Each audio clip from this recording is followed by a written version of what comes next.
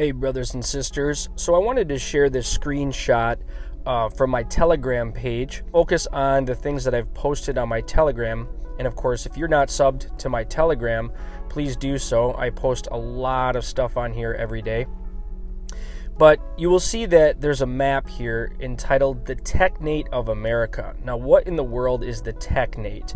Well, we often talk about technocracy on this channel. I share a lot of things from Patrick Wood, who is the expert on technocracy. As prophecy watchers, we have to have this on our radar. Now, the term technate, as you'll see on the screen, was originated by Technocracy Incorporated in the early 1930s to describe the region over which a technocratic society would operate using thermodynamic energy accounting instead of price system money method.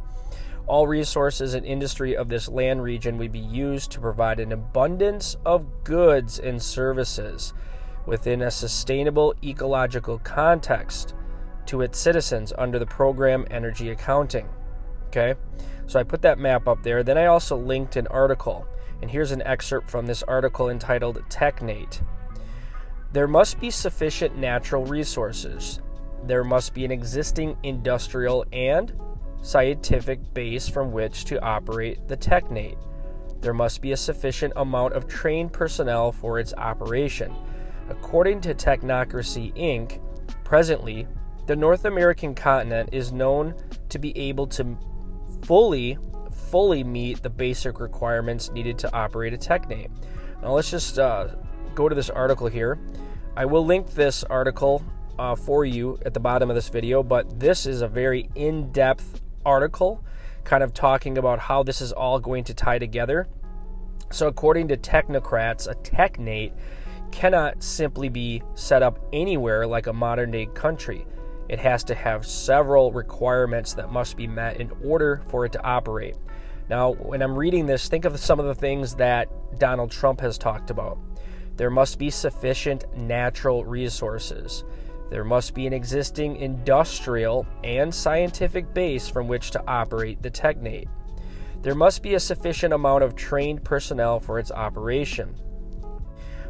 There's a connection here that Patrick Wood and Brandon House brought out, and that is that Elon Musk's grandfather is involved with this technate back in the 1930s.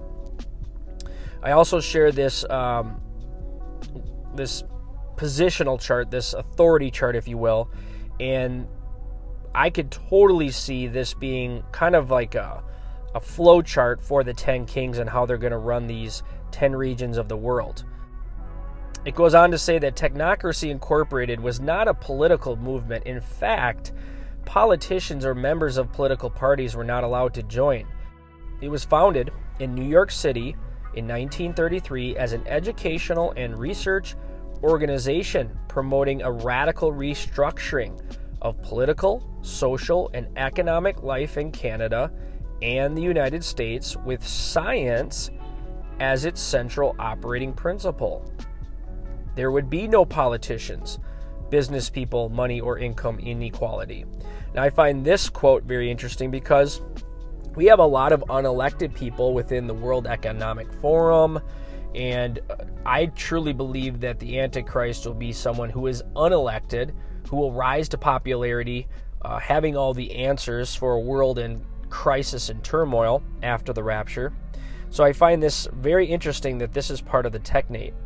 Now, listen to this paragraph here. Joshua Haldeman was a leader of Technocracy Incorporated in Canada from 1936 to 1941, but eventually became disillusioned with both the organization and the country, and packed up his young family to start life anew in South Africa. In June of 1971, Haldeman's daughter, Maeve, gave birth to his first grandson, and that is none other than Elon Musk. So obviously we have some ties to technocracy and Elon Musk, being that it was his grandfather. This article is entitled, "These Techno-Utopians Wanted to Put Scientists in Charge of Government." Let's go back to this article here that I post. In Science We Trust. So technocracy was not a political movement. In fact, politicians or members of political parties were not allowed to join. So that's important to understand how we're getting to this point in prophecy, brothers and sisters. In 2019, Musk tweeted, accelerating Starship development to build the Martian technocracy. Musk's estimated net worth today is more than 150 billion US dollars. He's clearly done very well inside the price system his grandfather would have railed against, but Musk has not completely abandoned his technocracy roots. Musk doesn't talk about a technate on Earth, but he has invested billions developing rockets to send people to Mars with the intent to colonize it. He wants to see a city of 1 million people there by 2050. So here we have a lot of connections here, brothers and sisters, that we could make here. Here's just a picture that I posted that I found on the internet. Elon Musk's grandfather, Joshua Haldeman, was a technocracy leader in Saskatchewan between 1936 and 1941. Musk says he wants to build a Martian technocracy. And then I try to tie it all together for everybody here on Telegram. I said Trump is talking about natural resources, AI, investing in data centers, using the Panama Canal, Greenland, and Canada. Elon Musk has gotten very chummy with Trump. Can you see how the foundations are being laid, brothers and sisters? And then I post a few more articles. Kevin O'Leary says he wants to talk to Trump about a U.S.-Canada economic union.